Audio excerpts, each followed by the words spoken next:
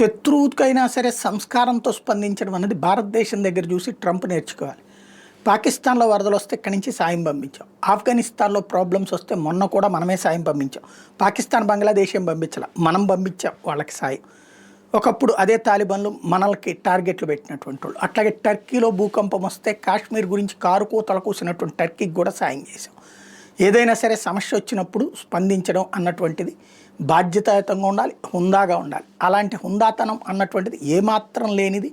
ప్రపంచ అగ్రరాజ్యం అని చెప్పుకునేటటువంటి అమెరికాకి సంస్కారం విషయంలో మాత్రం పాఠాలు భారత్ దగ్గర నుంచి నేర్చుకోవడమే బెటర్. ఇప్పుడు ఆ ట్రంప్ ఒక విందు ఏర్పాటు చేశాడట. ఏదైతే వాళ్ళ దేశానికి సంబంధించినటువంటి టెక్ జైంట్స్, అందులో సుందర్ పిచాయిని పిలిచాడు, జుకర్బర్గ్ని పిలిచాడు, ఫేస్బుక్లోను లేకపోతే గూగుల్ వాళ్ళని వీళ్ళందరినీ. బట్ అసలైనటువంటి ప్రపంచ కుబేరుడు అయినటువంటి ఎలన్ మాస్క్ని మాత్రం పిలవలేదు. 4 రకాలైనటువంటి అతిపెద్ద బిజినెస్లకు హెడ్ అయినటువంటి అతన్ని పిలవలేదు. ఎందుకంటే వ్యక్తిగత ద్వేషం.